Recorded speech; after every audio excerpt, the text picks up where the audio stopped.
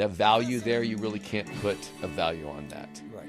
And so 74, that must have made you feel like spectacular. You're on top of the world with these, and he's telling your guy is telling you you're the best. Yeah, other wow. people in this gym would get back to me that John Cole thinks you're amazing, blah blah. And what I forgot to mention, my first nationals in New Orleans, when I won, I did a backflip on the stage. From my gymnastic days. Yeah, sure. And he thought that was absolutely amazing. And so it's interesting, Greg, because people ask me a lot about, how to be a good negotiator. What do you have to learn in school to be a good negotiator? And I always say, well, look, human beings are all negotiators, because negotiation is how you get what you want without having to resort to the use of force. So that's the basic negotiation definition that I use. And anybody who has toddlers at home knows you have to negotiate with the toddler about how many stories they're going to get before they go to bed. Or if you got a teenager at home, you have to negotiate about when he's going to bring the car back on Friday night. Right. And make sure then he lives up to that commitment. He or she, I should say. So everybody's negotiating every day. You negotiate with your boss, with people at work, with your spouse, with your kids, with your friends if you need something. Because essentially we don't want to try to, go around trying to punch people to get what we want. I was a preseason All-American in Sports Illustrated going into my senior year.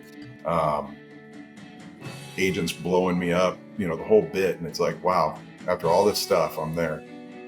First week of the season, I have a nice game. Week 2 in practice, we're practicing on this kind of crappy grass field at UNO where I went to college. And we're doing one-on-one pass rush drills against the offensive line. And I go against one of my teammates and I beat him, and he's pissed and he wants to go again. So I'm like, all right, I'll go again. But this time I had to kind of switch up my move, right? I couldn't hit him with so I hit him with this little jab step right out of my stance. I was going to fake him out. But when I did, I stepped in this hole in the turf and kind of twisted my ankle outward. And I looked down and my kneecap gone. I dislocated my kneecap again. Professor.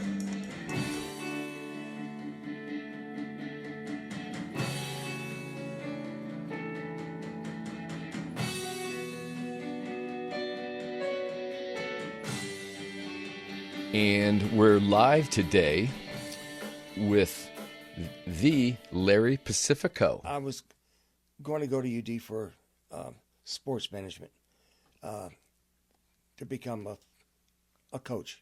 Got it. Physical education. Mm-hmm.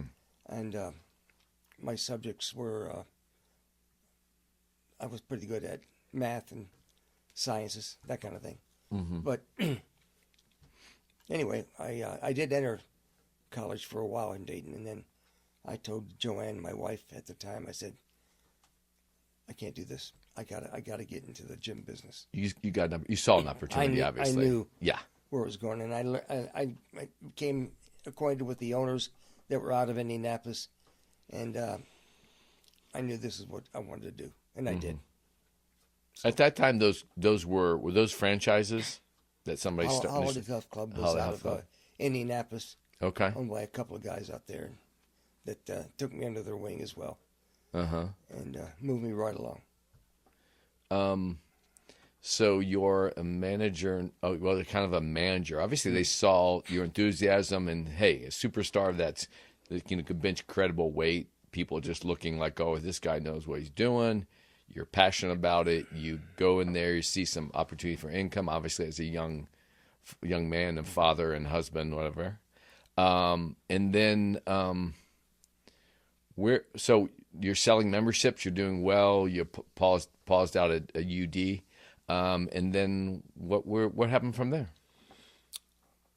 Well, that was I had a falling out with the guy that Indianapolis people brought in to run the two health clubs that were in Dayton.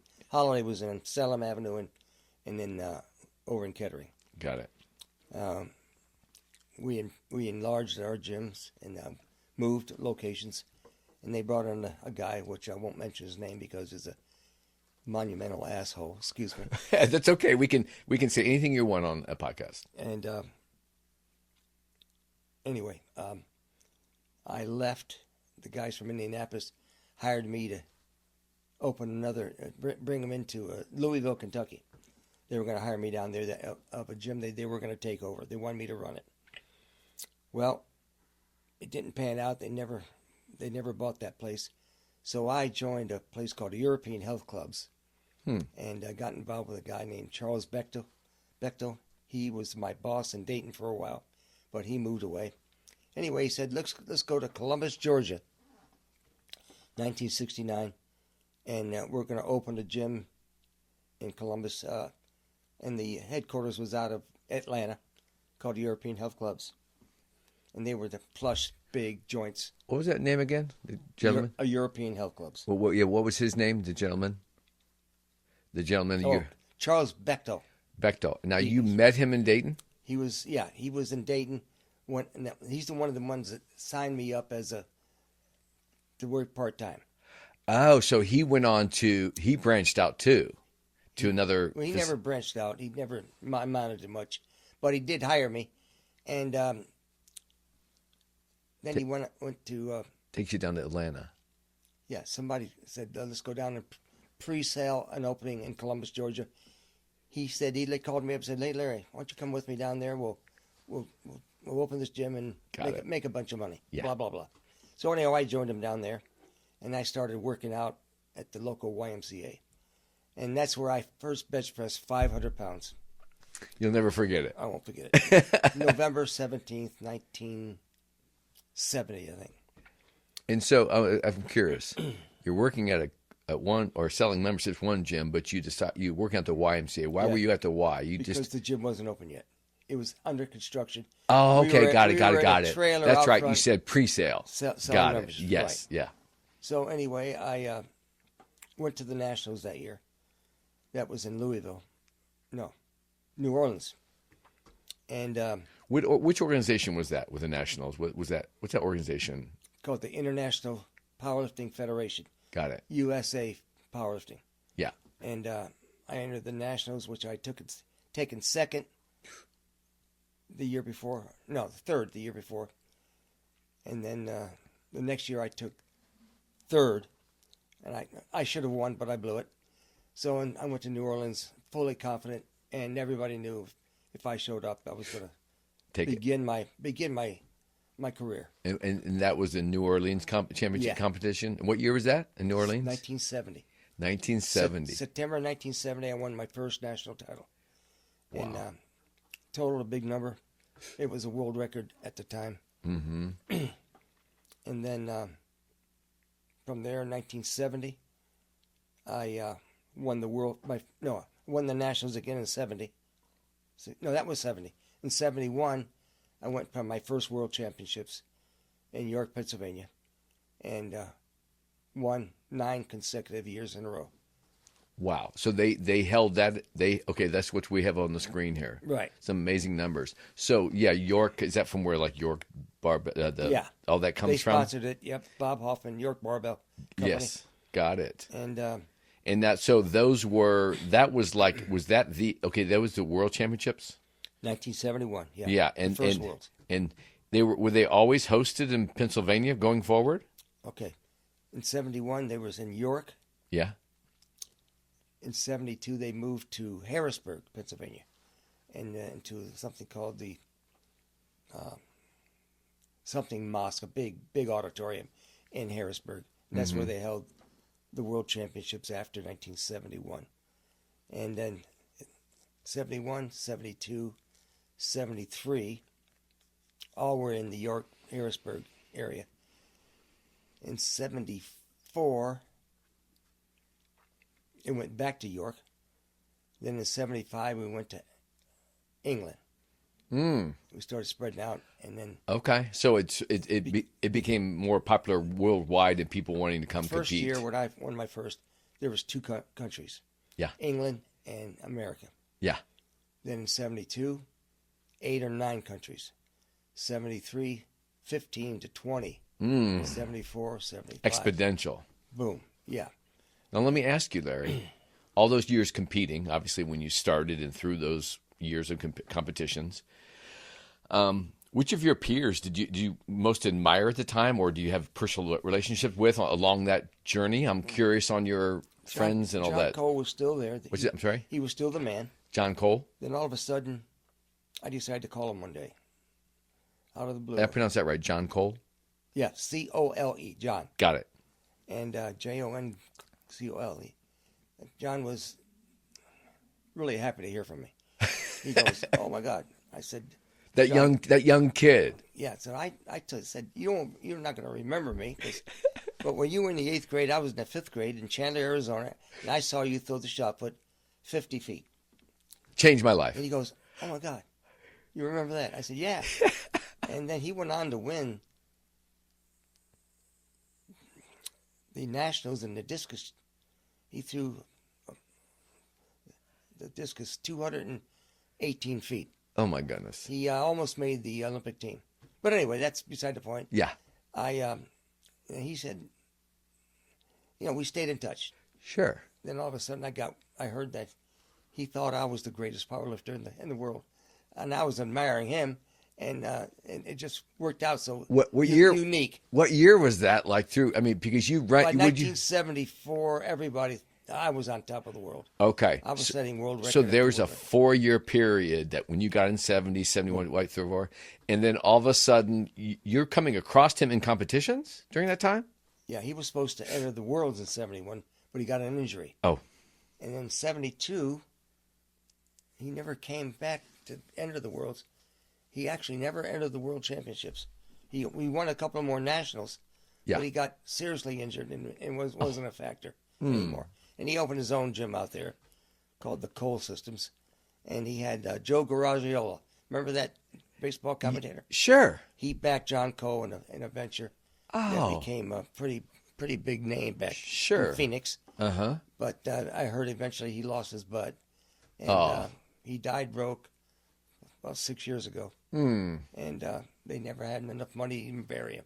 Oh, I'm sorry. Broke my heart. Oh, my goodness. Anyway. I mean, that's just one heck of a story in terms of, Larry, I mentioned this on every episode, and I don't really know what I'm doing here. I was inspired. Ultimately, my ultimate goal is trying to help produce some nuggets in conversation with various people. And I don't know, like when somebody hears something, somebody sees something, when you're a 5th grader, you experience that. It gives you that boost of direction change or whatever. So these conversations we're having, I'm sure, and I just have to believe that through just honest, good conversation, sharing stories, that they're going to be nuggets that are so impactful for even young lives or people of all different ages. When they're at different places in their lives, try and decide, I push them over, stop them from hesitating, wake them up, encourage them to keep going, whatever, and this is a lot about that. And so, God bless John Cole. He was a nugget. And again, those are the value there. You really can't put a value on that. Right. And so 74, that must have made you feel like spectacular. You're on top of the world with these, and he's telling your guy is telling you you're the best. Yeah, other people in his gym would get back to me that John Cole thinks you're amazing, blah blah. And what I forgot to mention, my first nationals in New Orleans, when I won, I did a backflip on the stage. In my gymnastic days. Yeah, sure. And he thought that was absolutely amazing, and so did Bob Hoffman, York Barbell. Mm-hmm. So after I did that, he wrote big stories on me. Yeah. Bob Hoffman, of course. Yeah. And he took me under his wing, so to speak. Oh, I bet. And, that comes into works later on. Yeah. In 1979, when I brought the Worlds to Dayton, Ohio. Okay. As a promoter. But anyway, nice. Also, you through your relationship with him all those years, he said, "Hey, this is a standout guy." Obviously, did you ever do any did he ever have you be the kind of like a obviously you were the man at a point where Yeah, he you could put be me like on- a real spokesperson. I was the first powerlifter to be on the cover of his magazines, Okay. Muscular and Development magazine. Uh-huh. Then eventually I was on the cover of Iron Man magazine, the top magazines in the world. Sure. And yeah, everybody knew who I was, basically, especially around Dayton because the word got out. And so anyway, 1975 we got our first international championships in England, and then in '76 it came back to Harrisburg, and in '77 Perth, Australia. That was a great trip. And in '78. Now that Perth, Finland. Australia, I think you mentioned in our previous conversation, that was It was a monumental Okay. World Championships. okay. For Now many reasons. tell us about that, because you mentioned this was like now that it got the first like live was it NBC or big We got our first broadcast? TV coverage in Perth. Brian Gumbel came over with NBC And this and their is crew, and they what year is this? 77. 77. Yeah, and all of a sudden they showed up and they said, "We're going to cover the World Championships here in Perth," and big deal, especially for us. We had no idea. Yeah. Then all of a sudden, it got exciting. But the year before, I was in our national championships, and I won the 220 pound class in 1976, and then the '76 Worlds, I won, and then one of my best friends in the sport of powerlifting is Vince Anello from Cleveland, Ohio. Is Vince Anello still with us? He's still with us, and he's Shout out to Vince. quite a guy. He lost to a guy named Paul Jordan from Australia in 1976, and in the 220 class, the class that I was comfortable with. Yeah. I won the World Championships twice at 198, twice at 242, and then 5 times at 220. So they brought the 220 pound class in later, and that was perfect for me. Yeah. I couldn't make weight at 198; it was hard, and I didn't want to bulk up to 245, 242, because I had a 5'7" sprain. I just wasn't comfortable. Right. But anyway, the 220 class came in, and I dominated it again, as I Sounds mentioned. like it, yeah. But that year I decided to go 198. Vince decided to go 220 because he didn't want to come up against me, and we were friends. Yes. So anyway, in '77 at the Nationals, I again won the 198. Vince again won the 220, and then between July at the Nationals to November, when the Worlds were always held, Vince called me probably in October. He goes, "Larry, I just can't keep my weight up at 220." Really? And I said, he said, "I don't want to go up against Jordan." I said, "Vince, you can beat Jordan, blah, blah, and here's what to do, blah, blah." Well, he said he wasn't comfortable with going up against him, but he would have beat Jordan. But anyway, we decided secretly to switch classes. We won the Nationals at 198, me. He won at 220, but he wasn't comfortable. I said, "Why don't we switch classes and keep it a secret?" That's crazy. It gets even crazier, Greg, I'll That's tell you. awesome. So anyway, when we showed up in Dallas, everybody met in Dallas to fly to. Perth. We went from Dallas to Honolulu, spent a couple of days there, to Sydney, to Perth, and when they saw us in Dallas, we had switched classes. And they go, "Oh my God, this is going to kill Jordan." I mean. Anyway, Vince looked good. I looked good. I was big, and I could eat because I wasn't stuck with having to make weight. Right. So anyway, this was a great trip. We arrived in Perth, Australia, early November, and back then we got off on the airplane because it was summertime there. So we got off the airplane on the. We didn't come into. we landed and they put the stairs up. What do they call that? Yeah, I don't like the mobile stairs, and they pick you up with a van or something. So, or we got off, and the whole Australian team was there to greet us. Girls and their team, and yes, welcoming us, giving us gifts, that kind of thing. And when I walked down the stairs, Vince ahead of me, yeah, Paul Jordan was there, and he already had T-shirts made up. Paul Jordan, king of the 220 class, 1977.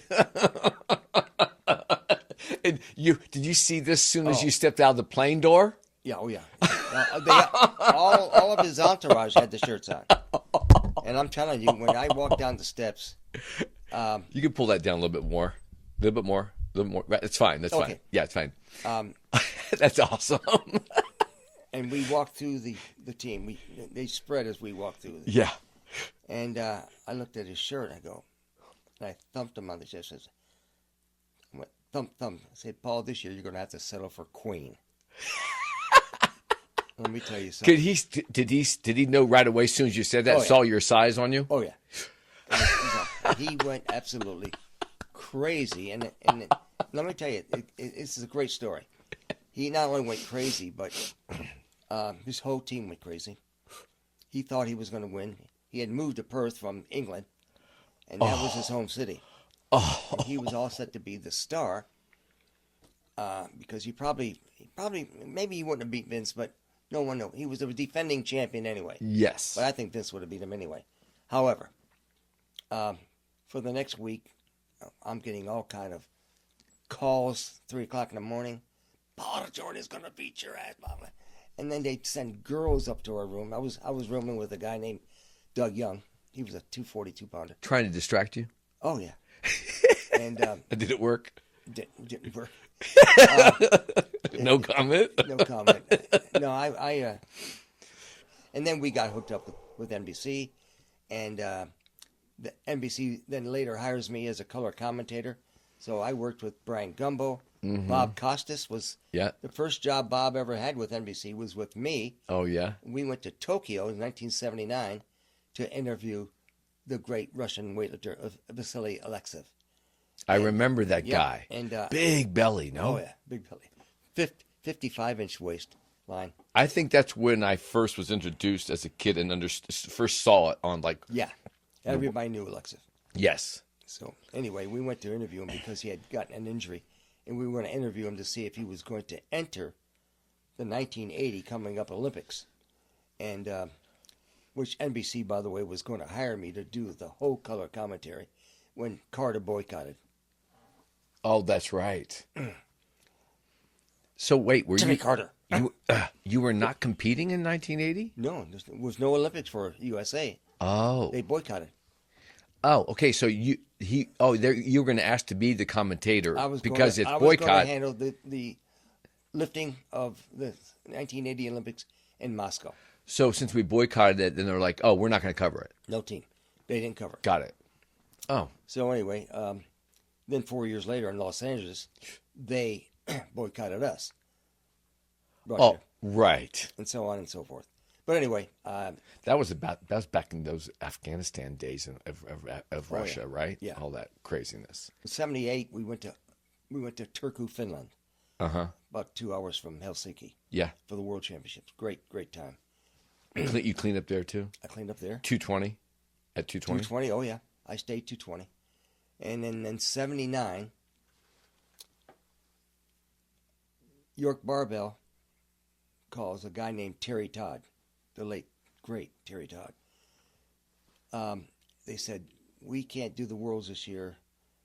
Do you think Pacifico would be interested in holding them in Dayton, Ohio? Huh. Terry Todd calls me. He goes, York Barbell wants to know if you want to handle the Worlds, and they'll give you $10,000 to run the meet. I said, are you kidding me? And bring it on. So the World Championships in 1979 at the Convention Center, I promoted. And wow. It was the greatest powerlifting meet of all time because I made sure that it was going to happen. They gave me a bunch of money to do a meet. You just made all those details great for everybody. Everything. It was great. Now, did Bob Costas, you get the coverage? That year, CBS got the bid. Got it. Is that what we're seeing? Well, I have a CBS picture of you. Yeah, it's there somewhere. Okay.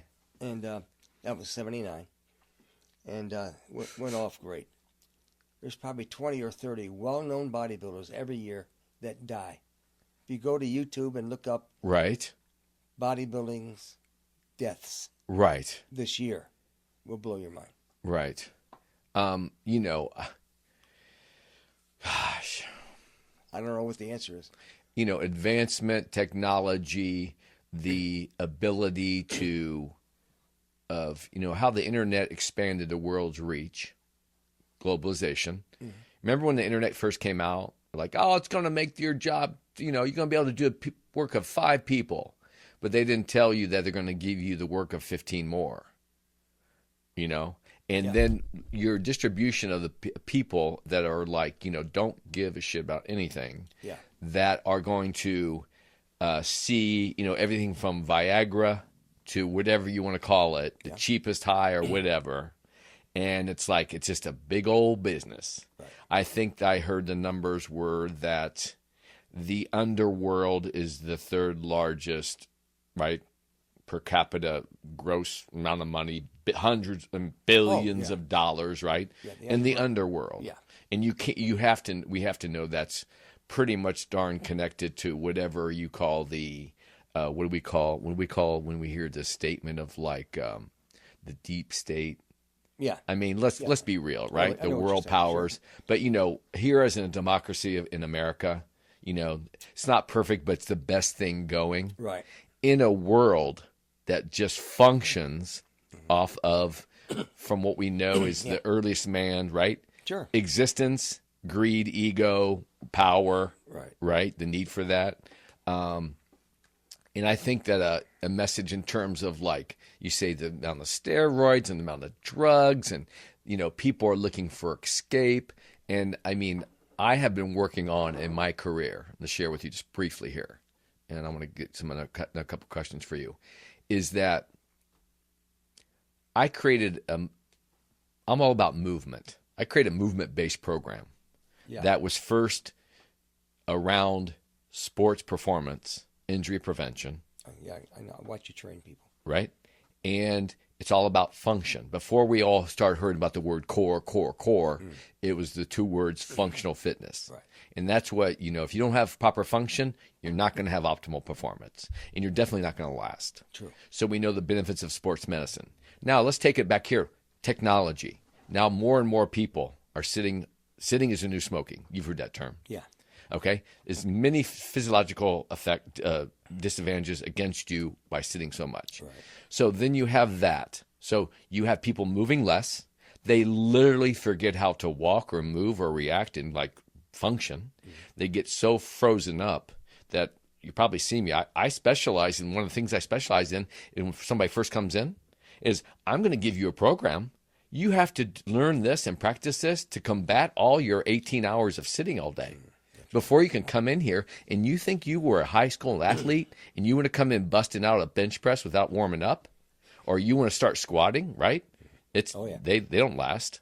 So my point is that I created this movement-based program, and it was all around kids, Larry. I remember when I was heavier, I was very athletic. I was excited, but for whatever peer pressure and all that, right, teens and stuff, gained weight, whatever. So I leave advertising after my morals against all that stuff I didn't believe in. I train, I get an opportunity. I'm hired by, my first job in the gym was one of the major club in Chicago with it had the first 107-foot indoor rock climbing wall. East Bank? No. It's West Bank. No, East Bank is what you're talking about, is the #1 gross club in the country. It is. Yes. My mentor helped open that club. Okay. He gave me my first job, Vinny Finneran. A shout out to Vinny Finneran, good Irishman out of Chicago. Okay. Now lives up in New Hampshire. He was on my episode 4. He hired me. I was long-haired, beard, creative in advertising. Okay. He hired me. He had his whole staff hired. He said, I'm hiring you for your enthusiasm. I wanted to be a trainer. I wanted to get into the business. He took me under his wings. So he was my mentor. He was an exercise physiologist. And then he introduced me to a guy that was working in the same club, was an exercise kinesiologist. And then I was in the same realm, my eyes open, a young rookie being trained by these guys. I actually worked for the kinesiologist later. And all of a sudden, Tim Grover's in there training Michael Jordan. Yeah. So I have these three mentors simultaneously, people influencing me, getting nuggets left and right. And I'm like, I'm here, this kid wide open. I don't have any exercise physiology degree. I was passionate. So I go forward, I end up creating a program for fitness for kids, and then the general marketplace, general fitness for average people. Okay. And then I took it to a guy that was doing some amazing work out of Naperville, Illinois, the late Phil Lawler. Oh yeah, I know Phil. Phil Lawler is passed away from cancer. You familiar with him? Oh yeah. Okay, I'm going to tell you how I met him. I'm in California. I lived in Chicago for a number of years. I have this fellow client that's working for a major car company in California. He's from Chicago. He goes, "Hey, do you hear about this book called Spark?" And I go, "No." He goes, "It's about these two guys, Phil Lawler and Paul Zintarski, out of Naperville. They were traditional coaches. They got tired of just teaching, training in baseball, basketball, all the traditional, and seeing all these people, these kids that weren't exercising. So they created this innovative program. I go forward. I call Phil Lawler, just cold. End up having a 3-hour conversation with him on my movement-based program I created. He invites me literally to a seminar in Illinois. All of a sudden, I am presenting amongst other top fitness flight professionals of the time. Wow. 2009. You stepped over many to get that position. Well, all of a sudden, right? I can't believe it. He goes, "Yes." He goes, we've been doing work where we found great benefit with kids if they're having a trouble with their first morning class. Say it's math. Well, we're going to actually put that on second period. Okay. First period, we're going to get you on the track, and we're going to get your heart rate up to 80% of your maximum for 20 minutes. And then they shoot them in the classroom, that next class, right? They leave that class right there, getting their heart rate up. Sure. They go right into their most challenging class. 15 to 20% grade point average boost. No kidding. Amount of the brain. So I meet Phil. He's actually been diagnosed with cancer at that time. He goes, "I'd like you to come by my place and talk to you while I'm in Illinois." I go see him. He goes, "Listen, I want you, this is great stuff that you're doing." He goes, "I'm intrigued with a couple things here." He goes, "I'm intrigued with the act of balancing because it's a balance-based program." Yeah. Right? I literally train my clients to move. I teach them kinetic awareness. Yeah. Which a lot of people don't have. I watch you. You're effective. Finesse. So that being said, he goes, "I want you to take it back to the drawing board.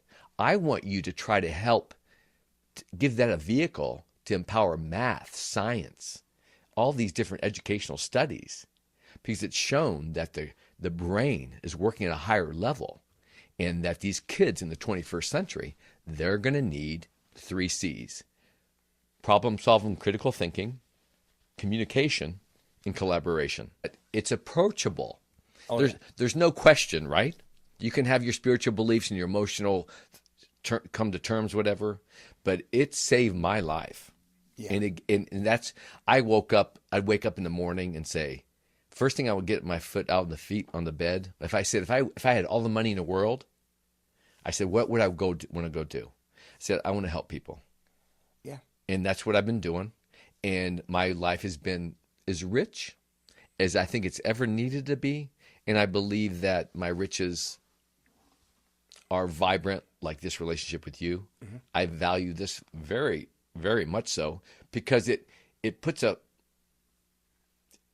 kind of like says, yes, it's another part of this puzzle where I believed in, like, following what I believe was right for me. And things will fall in. Yes. And then I shared that journey with others. And I hesitated coming here, and because I couldn't find the time first. Yeah. And then the more you were persistent, and then I started listening.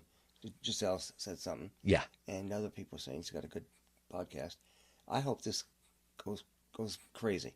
I Oh. mean, you got to get the right guest, Yes. and then you have the ability to bring out the person. Right. And- More nuggets. I'm looking for more nuggets. Yeah, and I love doing this. I'm happy I came. Oh, thank And, you so much. I would love to send other people.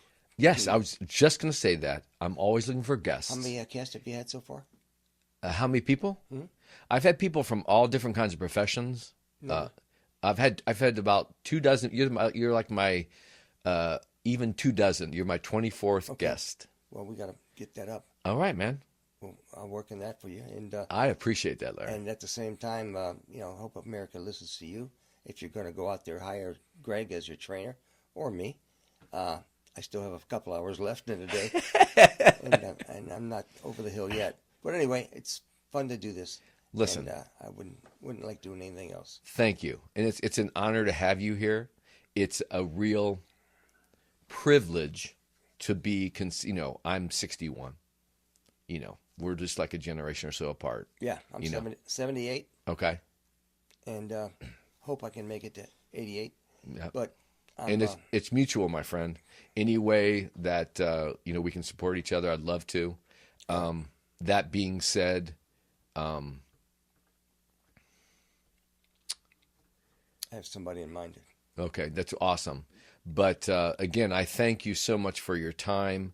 I know that your current fans, and it's so nice of you to offer that up, and I look for that support. And the big message today is get moving, people.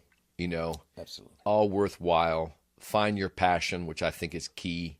But with any area, field of study, you're passionate about, if your house, right, what I call your body temple, if that needs to be in order, and it's a good place, and obviously Larry and I are some main people here in Dayton to get a hold of.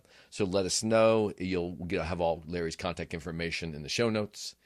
And so going forward. So thank you again, my friend. Likewise, my friend. Appreciate it. And we're live today. Welcome, listeners. It truly is a proud moment for me. I feel very honored to have a very special guest today, a Rose Gottemoeller, and all things I think should. What do you say when you say, "Oh, I have to be very honest and open here"? What's that term? I forget what that term is.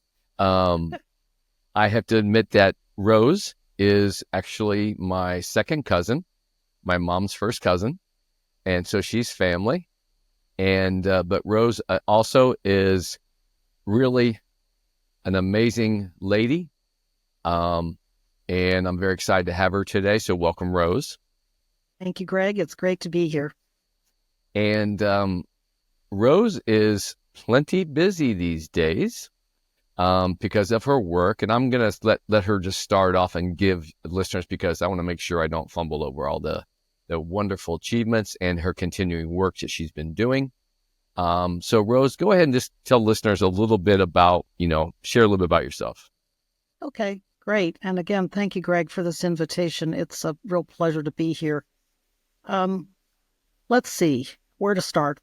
I spent most of my life living and working on issues to do with nuclear policy, the Soviet Union's nuclear arsenal, their big buildup in the 1970s and 80s, our concerns about how to keep it under control and keep it limited, while we, of course, needed to maintain our own nuclear forces and capabilities and ensure that there was some parity or equality with Soviets, who for a while looked like they were really trying to rush and build up to have a superior force to ours. But we managed to control that over many, many years. And mostly I was working in the think tank world.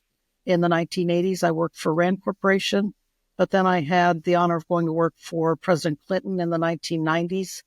And during that time, we were working on trying to protect the former Soviet arsenal from terrorists and from the wrong people getting their hands on those nuclear weapons. Because if you remember, Soviet Union fell apart in 1990, 1991, and they had thousands and thousands of nuclear weapons and a lot of nuclear material that could make more nuclear weapons scattered around the country. So the United States, working very closely with them, they were broke at that time, and there was a lot of instability and a lot of temptation to sell stuff to the highest bidder, including to terrorists, that we went in and worked with them to build better fences around their facilities and make sure they were accounting for every single warhead.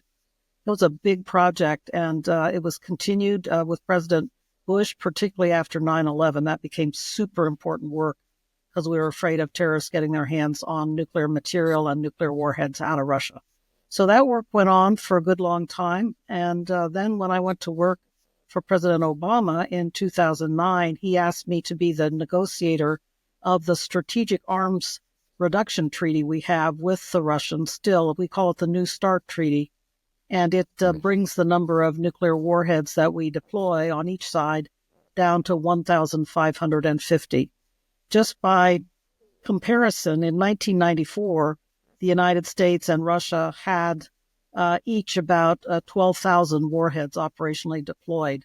And so under the first Strategic Arms Reduction Treaty, we brought those numbers down by half to 6,000 on each side. And now after some additional treaties that were negotiated, we are down to 1,550. So that was a big job, and I really was glad we were able to accomplish it. It's hard to think about because we have such a rotten relationship with the Russians right now. For me, Russian language has always been a good tool to have. Like when I was negotiating with the Russians, I could listen to their quiet conversations where they thought they were keeping a secret from me, but I understood what they were saying. And that's valuable for a negotiator to know what the other side's thinking. Right. Don't tell them now, but she actually understands a few things. That's almost secret agent-like. I wouldn't call it that glamorous, but still. I know that's my Jankowski humor coming out. Okay, so definitely influenced you in language and stuff. And so, like in your teens, in your 20s, where'd you end up? Where was your focus when your teens and your 20s? Like, did you find yourself on a set mission, or you had this general idea, like, okay, I'm going to go this direction? And you had your eyes set on something, or all of a sudden opportunity created up other things? Yeah, well, like I said, I thought I wanted to be a UN interpreter, but I always thought I wanted to use language in my future profession. I wasn't sure whether it was going to be Russian or French. I liked studying both of them. And then you were talking about mentors. I wanted to mention one of my early mentors.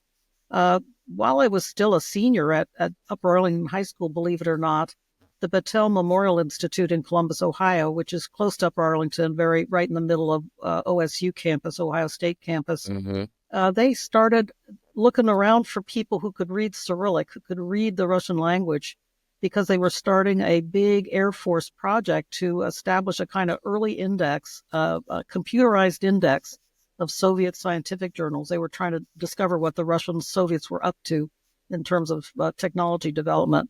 So it was a simple job. It was to basically, we call it transliterate the Cyrillic alphabet into the English alphabet and then fill in some forms that would then go to the punchers. Remember old punch cards for computers? Sure. And then they would get uploaded into these big, huge mainframes.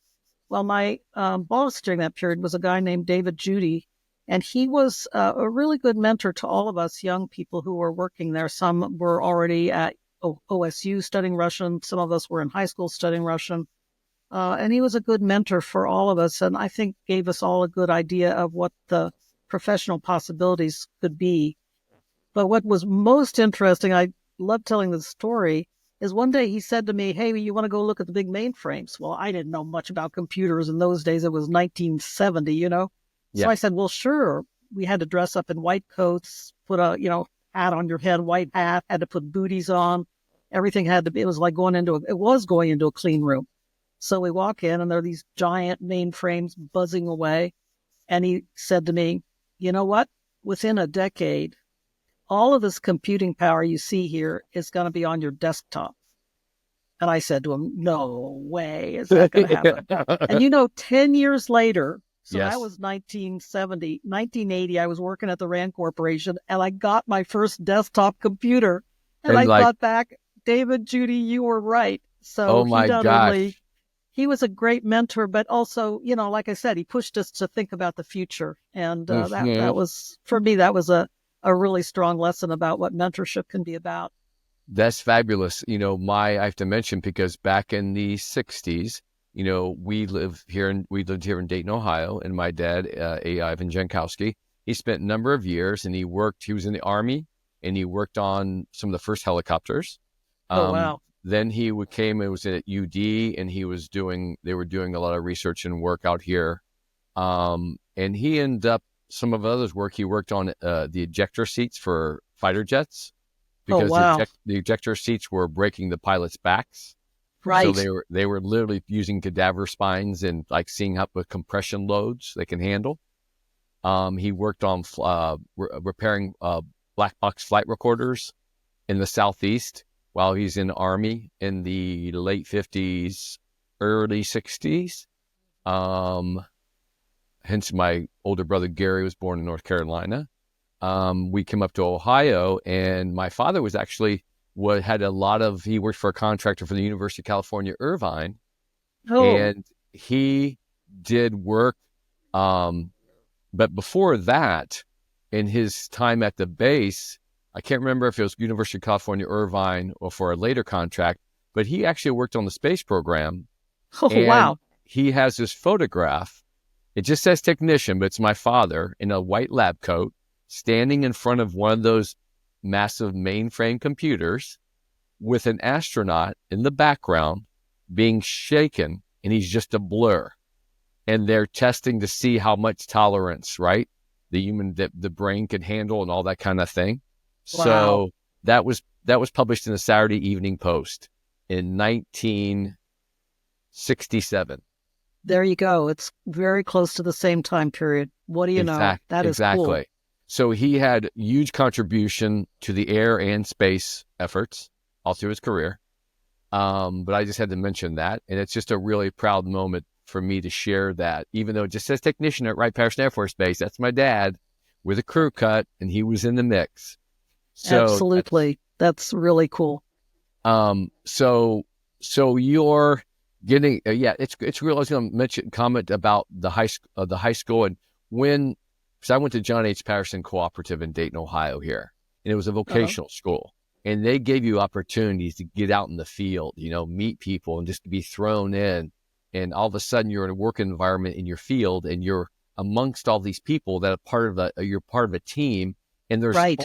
And I didn't realize this till now, that every single person I interacted with, that was a mentor, because I was being plopped in early. I was still going to high school, but I'm here, this student kind of learned the ropes of like what it means to be, on time, responsible, do your job, and that kind of thing. Put your time card.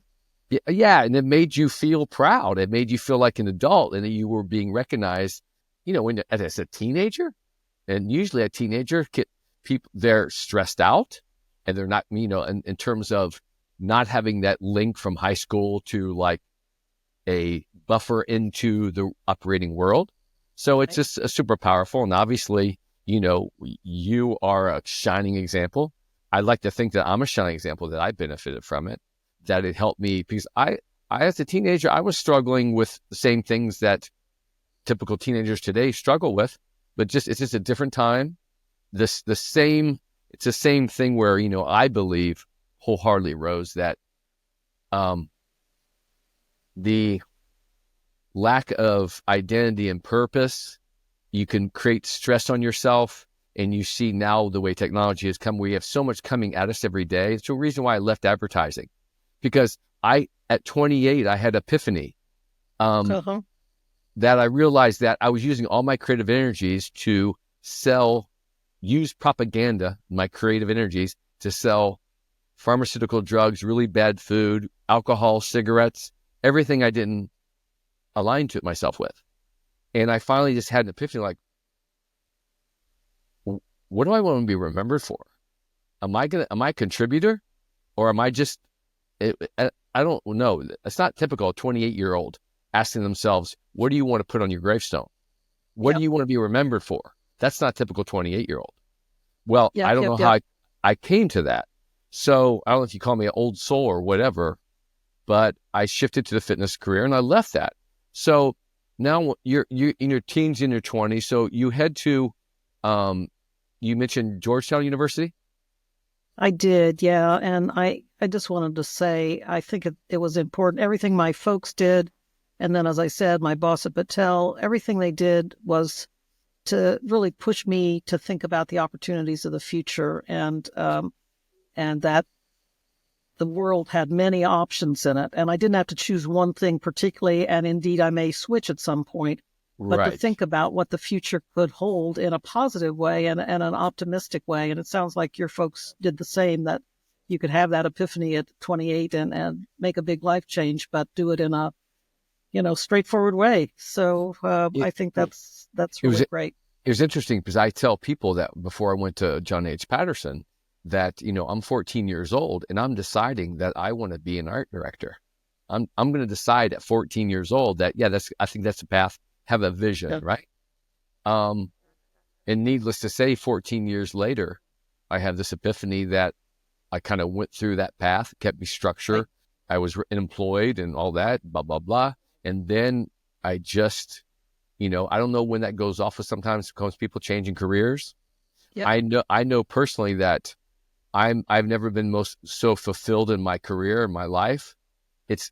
Life is not easy. There's ups and downs and struggles, and that you can't really enjoy the good times without the struggles and the bad times. Right. And it's a peaks and valleys, as God bless my Aunt Rosie, I'll never forget it. She's like, life is just peaks and valleys. And it was just a simple comment, but it stuck. And to me, there's such a level of appreciation when you said that your parents, they allowed you to envision a potential. Right. And I think it's so key. I've never had children, but I think it's so key to try to see the little shining glimmers of light in the children, try to nurture them, keep them on the straight and narrow, give them structure. It may change, and it's also so important what you had to say about your Aunt Rosa and her advice, because I always say to my kids, life's going to shake you up. It's not always straight up, and there will be some tough times, and heaven forbid you have to deal with a true tragedy, but definitely Right. tough times. And you have to be able to see through that, you may be in a valley for a while, but you can start climbing out of it. And it sometimes takes a while, but that, that potential to move from the dark to the light, I think is really important. Right. So were there any significant life-changing experiences, like if Georgetown, anything that was goes, okay, I'm all in. I know exactly where I'm going to fit in? Well, it's interesting. This is kind of a big, gigantic geopolitical development. But if you remember in the early 1970s, President Nixon made his enormous decision to open up to China. He went to Peking. He met with Mao Zedong, had this big opening to China, which China was a completely closed book for us. Well, that also was accompanied by an opening to the USSR and to Brezhnev, the Communist Party leader, and the other people there. And, I actually love to start from the upbringing part because it had such a massive impact on me. I'm from a small town called Tacoma, Nebraska. It's about an hour north of Omaha, kind of a little farm town. And my parents were divorced when I was pretty young, like 5 years old. And of course, I didn't know what the feelings meant at the time. Right. But as a young person, I felt that it was a little bit chaotic, and I felt a lack of stability and control. I mean, I was surrounded by loving people, both my parents, it wasn't that, but it just felt a little out of control, and I didn't like that feeling. And of course, I'm only now recognizing it, now, even though it was 41 years ago. Like, what drove me to want to be successful? Like, why do I have that achiever kind of a mindset? Almost like, and people that are built that way know this, but it can kind of drive you a little crazy, because if I'm not gaining today, almost deep in your subconscious, yes, right, in that forming years, that just like you said, it takes forever. Sometimes it takes a long time to all of a sudden have a bell go off and you these new awarenesses. But continue. Yeah. So it I think I was, 6 years old. But fortunately for me, I discovered the sport of wrestling. I came from a wrestling town. My brothers wrestled. Everybody, it didn't matter. I'm 6'5" and I wrestled. I have a brother that's over 7 feet tall. He wrestled. We just wrestled and we were really good. And I discovered it and I learned very quickly that I could control two things. I could control my attitude and my effort. And with that, I could control the outcome somewhat. Not every time, but most of the time I did.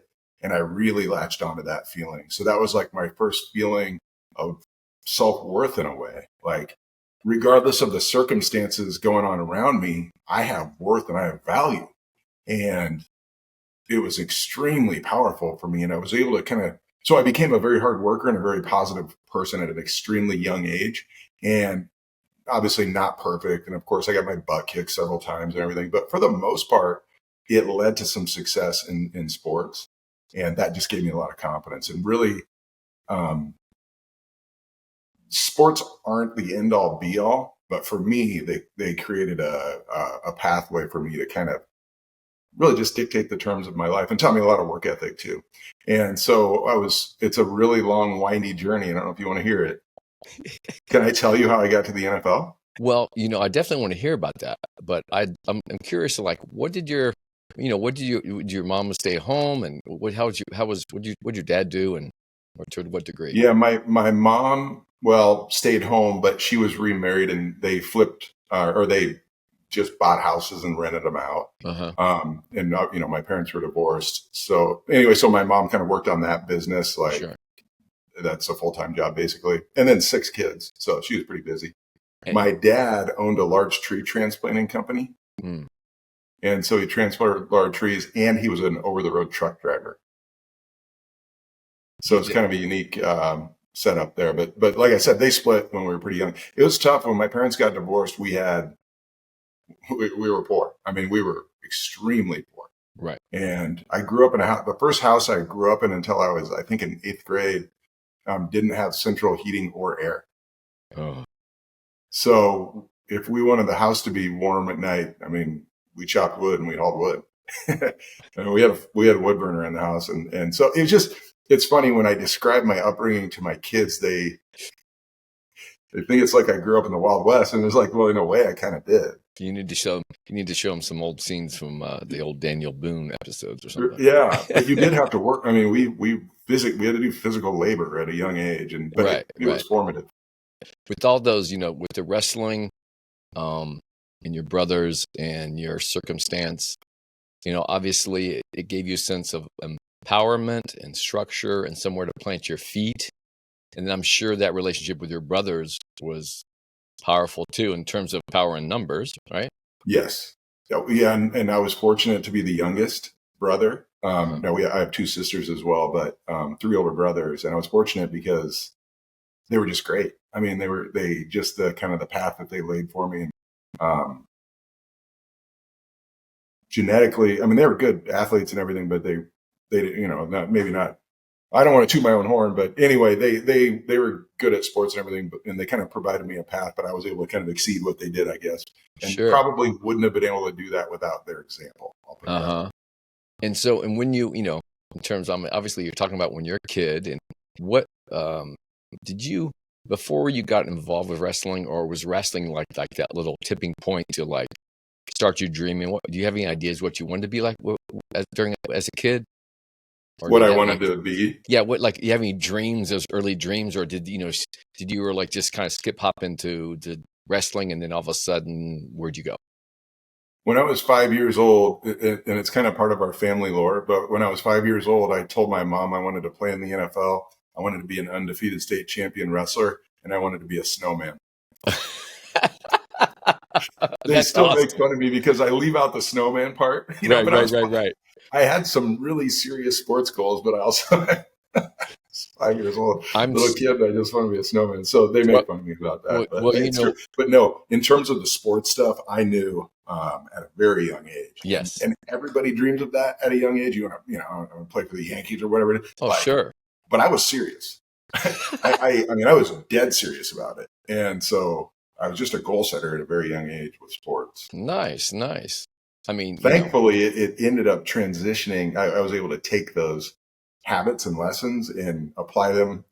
Maybe some might say a little bit too late, but apply them to school and everything else. The school part kind of came around a little bit later, but better late than never. I understand. And there's probably, I don't think I've had a guest that said like I was just, well, I guess I had one guest that was crazy about school and learning.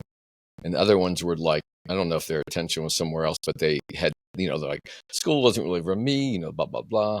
But, it sounds like, I think you're going to be like, your work with speaking and stuff, like you're the snowman up there, man. You're making it snow in terms of radiating down some, what do you call it? Some flakes of inspiration, huh? That's what I see. Let's go with that. All okay. Right. I could not say that because I'm an artist and I'm my creative mind, right? But that's awesome. So, Buck, was there any particular coach, wrestling coach or teacher or that early that also, impacted you, like I mentored you and maybe you didn't even know was happening, but that's funny. That last little part that you said, did you know it was happening? Or I have this theory. I'm big on mentoring because I was mentored by like so many people, and sometimes somebody mentors you and they don't even know it. Neither one of you know. you know what I mean? They're like, man, they said something to you and you really needed to hear it. And for them, it might've just been in passing. So, yes. But anyway, we grew up in the town that I grew up with. Like I said, it was back then a very strong wrestling program. And it was all basically the architect behind it was a guy named Guy Mitty, who was a legendary wrestling coach. And they won state a couple times in the 70s. They won it a couple times in the 80s. We won it twice in the 90s when I was there, my junior and senior year. But anyway, he passed away when I was in 8th grade. He was 42 years old. So extremely young guy. He was playing tennis and I think he had a heart attack and unfortunately passed away. But hundreds and maybe thousands of people were impacted by him. And he just built pride and toughness. And it's making me emotional to think about it. Sure. I haven't talked about him for a while. What was his name again? Guy Mitty.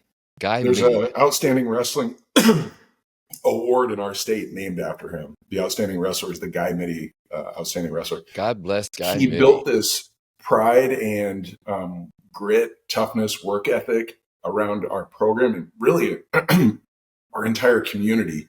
And we lost him, but he was a heck of a coach. And he was one of those guys where it could be a teacher, it could be a coach, it could be your parent. When they talked, you listened. And usually what they had to say was pretty just spot on. It's almost like that feeling, that energy that when you said it take a while to kind of have you read into things and we're aware of certain people's energy or, making you stop, especially when you're young, Yeah. And it's sort of like, you can't really recognize what happened, but there may be a statement, like you said, some particular statement while you had something on your mind that it complimented and supported your effort to kind of try to at least comprehend. Yes. And I think that, I'll give a quick shout out to my late father, God bless him. Yeah. Buck, he was like the Pied Piper of the neighborhood. And he was so powerful in his energy and his ability to make people comfortable and talk to them. If they were 6 years old, he would give them a benefit of doubt and talk to them like a full adult.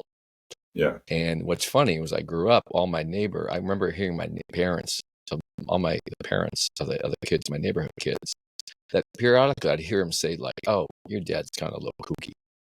But actually my dad was the tightest one on the block in terms of having it together, communication, that vibe and energy. Because again, this is the reason, Buck, why I started this podcast. Yeah. Mentors. I have multiple mentors.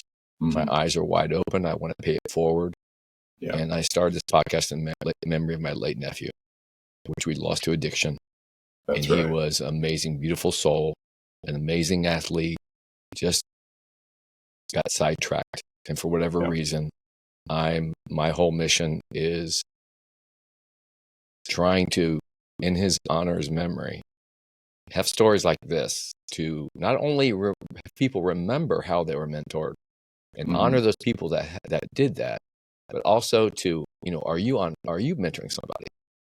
Are you in a position to really make a difference, right? So, and so he sounds like quite a guy. I'm glad you're honoring, first of all, honoring your dad and your nephew. I mean, it's powerful, and it's obviously they both had a huge impact on your life. So, by far. So now, what school did you attend? And so high school, when did you get into football? So, I played football starting in, what we used to call junior high. Now they call it middle school, but sixth grade, seventh grade, so it was a town called Tacoma Herman, or consolidated school called Tacoma Herman, small town. I was constantly injured. I was a late bloomer. I was tall and skinny. I was barely recruited. Nobody even knew who I was, except that I was a pretty good wrestler. And I think maybe that kind of put me on the map. When you say barely recruited, to college or? To college. Okay. I don't think anybody really had even heard of me until my senior year, which, normally the recruiting starts a little bit earlier than that, but yes. I was just such a late bloomer and I just didn't even make much noise, I guess. But then people kindly, I think they finally looked and like, wait a minute, this guy's like 6'5", 235 and kind of fast. Like, maybe we should take a look at this guy. But anyway, I was constantly hurt, was barely on the map at all. But finally, midway through my senior season, college coaches kind of started taking notice. A bunch of the smaller, like Division II schools, pretty much every one of them in the Midwest offered me, a full scholarship, and then some mid-major tech schools offered me some scholarship money. And then University of Nebraska offered me a walk-on, preferred walk-on, which was like a dream come true, because this was in 97. I mean, and they had won the national championship in, 94 and 95. Then they won it again in 97. Oh my gosh. And it was a dream. So of course I said, I don't need any of those scholarships. I'm doing the walk-on thing. I think I can make it someday. But a week before I graduated from high school, I got a letter from the NCAA notifying me that I didn't qualify academically to play Division I football. And in order to play Division I football, I would have to go to a junior college for 2 years. So that was like the first of like my sports like heartbreaks. Like everything can be going really well, and then it can get yanked out from under you really quickly. And I was devastated. But like I told you earlier, by nature, I'm just an optimistic and hardworking guy. So it didn't take me that long to kind of flip my mindset. Maybe a week or two, I flipped my mindset, and it's like, all right, if I'm going to go to this junior college, then I'm going to work my butt off. And when I get done in 2 years, I'm not going to accept a walk-on in Nebraska. I'm going to have scholarships everywhere. That's the way I looked at it. The problem was, a week before I reported to training camp, I got in a head-on collision with a truck, and I had a buddy get life flighted, and I ended up in the hospital with the doctor telling me I could never play football again because of my severe neck injury. What? No. So what? How old were you? I was 18. Oh my gosh. Yeah. So of course, if I couldn't play football, then I wasn't going to attend this junior college. So because I didn't want to go to school there. So I ended up back in Omaha, Nebraska, and I just enrolled at a local community college. They don't even have a football team. I just took classes, and that dream that I had when I was a little kid of playing the NFL, I think you have to be kind of crazy to reach very high levels of things, but I was crazy. I'm just like, well, I'm still going to the NFL, of course, even though the universe is telling me like with all these signs that you probably don't belong. In my mind, I'm like, well, nobody else knows it.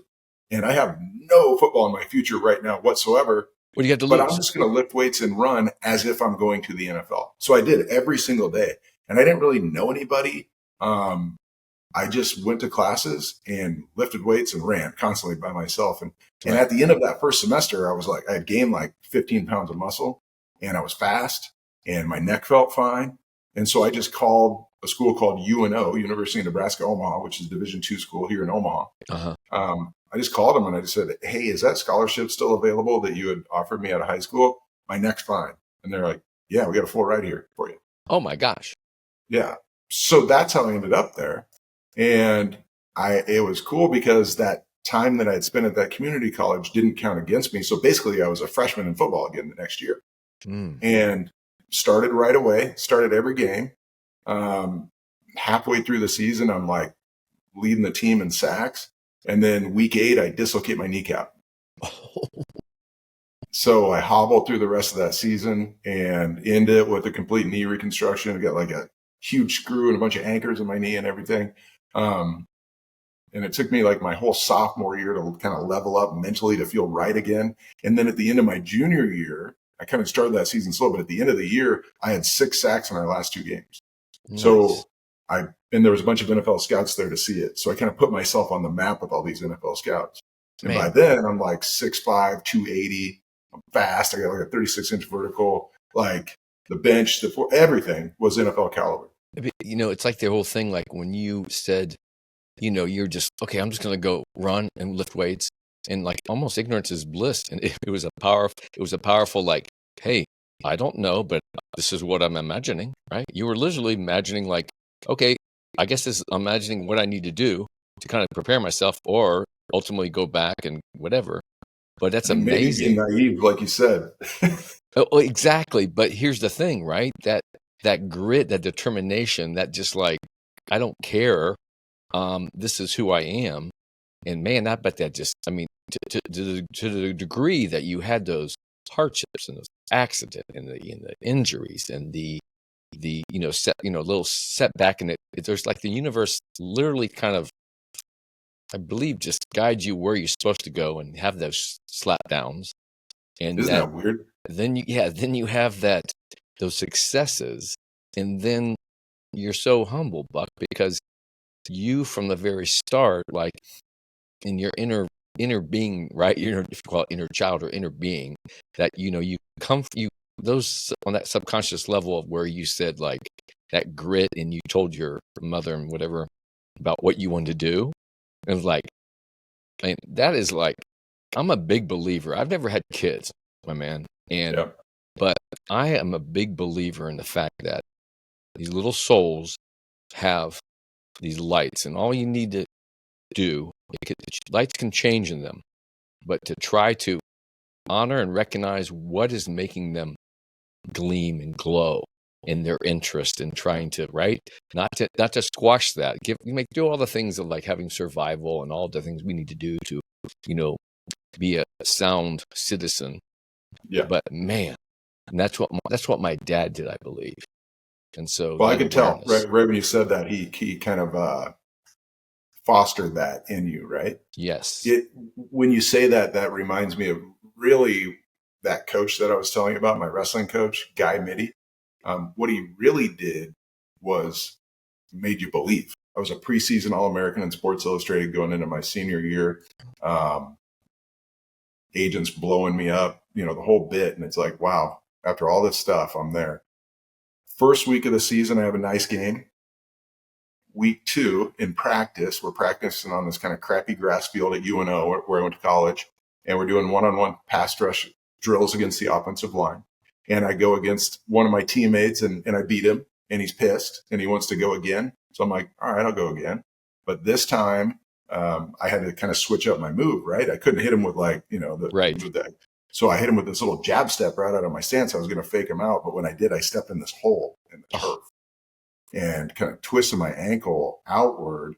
And I looked down and my kneecap gone. I dislocated my kneecap again. And at that time, I mean, have you ever dislocated a joint? I have. I dislocated a finger once, and I just snapped it back, and it's still not quite right. Yeah. I wouldn't recommend dislocating your kneecap. It's extremely painful. I can't even imagine. But I felt like I got hit by a bolt of lightning. And I fainted. And when I woke up, the trainers were trying to figure out how to get my kneecap back in place, because in the past it would pop back in, but this time it stayed out. I looked down, and where my kneecap should be is like this divot, and my kneecap's on the outside of my leg. Ooh. And anyway, in that moment, I'm like, it's over. Everything that I ever worked for, I'm this is the final nail in the coffin. Like, it's over. Nobody's going to draft me or take me after dislocating my kneecap twice in 4 years, and I go to a small Division II school, I'm damaged goods basically. So that was like this very quick conversation that popped into my head. Right. But then one of the trainers popped my kneecap back in place. The pain started to subside. And for some reason in that moment, I was overcome with this like feeling in my body. It wasn't like I thought. It was like this feeling that overcame my entire body. And it told me, I'm going to the NFL no matter what. I'm just going to the NFL no matter what. Like, nobody can tell me different. Nobody can stop me. This is what I'm built for. And I'm going to overcome anything that comes in my way. And I just made a decision. And that's when I learned that in life, it's a decision. It's not a, I would like to go to the NFL. I'm going to try my hardest. It's no, I'm going, meaning that's the goal. And I will reverse engineer whatever it takes to get there. I will figure it out. So that was it was the beginning of a really, really hard road. Like, it sucked really, really bad, but man, I learned a ton from it. The moment they snapped that kneecap back into place, I can't help to believe, have to believe that your coach just shot into your mind again, and that foundation of belief, what he laid in you, and like, okay, just believe, no matter what happens, just believe. And I think that's a great nugget, because that's what basically this podcast is about, is trying to create in this conversation, create great nuggets of, that fortitude. Don't give up, believe, know that you can. And the hardships are probably the universe most likely trying to say, okay, either slow down, you're not quite right, blah, blah, blah, or there's something else that needs to be attending to, So who knows that? But, our buddy Tom Sulzman, he would definitely attest to that in terms of the energy of the universe and, our sound waves energy. I mean, I literally will walk into a room and I'll have little kids and dogs will stop. And I'm not trying to say that I'm like I don't even know how to describe it, but there's some kind of look that on most times, most often, I get it than not. Mm-hmm. It's not just like every single time. It's not every so often. It's a lot, maybe 75% of the time. And it kind of freaks me out. And as an artist, Buck, I consider myself, through my readings and my background, where I come from and my interest in the spiritual world, and, ever since the turn of century and man itself, cave drawings, is that, we are of the earth, in that, like, the artist. When I grew up, I always felt like it took me forever to kind of accept and really celebrate the fact that I'm an artist. And then through my discoveries and all my readings, it's like they say that the modern day artists are like the modern day shamans. So if you ever remember, I tell the story all the time. You remember seeing the Cowboy and Indians movies? Yeah. I always wanted to be a buckskin warrior on no saddle. I wanted to ride. I was interested in the Indian girls more so. Yeah. And you remember every Indian tribe had the leaders, the old wise men, the leader. Yeah. And then every now and then you have this crazy ass shaman run around like he's crazy and psycho. He just stop in the middle of his insanity and give a message to the moment. And it just makes people stop. And then he would just run off like a crazy motherfucker. So I'm like, in essence, I've taken all my energy through my creative side, and I brought it to my fitness world. And my first thing I said to most people when I first got certified in 1992, I said, watch for me in the funny papers. Yeah. So meaning what? What does that mean? Because I was determined to turn the fitness industry on its head. I accomplished a number of things early which weren't common. And then I also became the balance professor. And cool. I train, I specialize in integrating static and dynamic balance progressions. Okay. So when you bring that into strength and conditioning and endurance and movement and power, explosion, right? Stamina, stability, mobility, all that stuff. Yeah. The progressions of all that. So That's And cool, man. yeah. So I have a lot of fun with that. And it's just it's a blessing because there's a lot of people that rely on me, and I've had a lot of wonderful stories. So tell me, how did your childhood influence you to get into sports? And I know the coach was a big deal. And Yeah. 5 years old, you were like NFL, and you said a couple other things. So We're gonna forget the snowman part, but I wanted to make it to the NFL, and I want to be an undefeated state champion wrestler. So I guess I had this. It's weird because when you're trying to accomplish something, I guess the way I always looked at it, and I still look at it, was I had this really weird self-belief mixed with this really, at sometimes, strong self-doubt. And it was always this conversation between the two, and the belief would have to overcome the self-doubt. But I was able to, maybe I'm warped in my head, I don't know, but I was able to use that self-doubt as like a huge motivator for me. Like almost like a panic, like, oh crap. Like if I don't work like a psycho, I'm going to get beat. I'm going to get embarrassed in front of all these people. So I would think about that kind of stuff when I was training, like at practices and conditioning, and do all that stuff ahead of time. And now it all makes sense because I'm kind of an anxious person. But that's been a benefit to me in a lot of ways, because if you're an anxious person, what's a good cure for anxiety? Preparation. And so I really like to prepare for things, and I really like to be ready. And that really helped me with sports. My perspective on you is that you can't not be Greg Jankowski. If somebody tried to force you into a box, you couldn't do it if you tried. So I love people like that. So I appreciate having me on. all right. Well, thank you so much, Buck.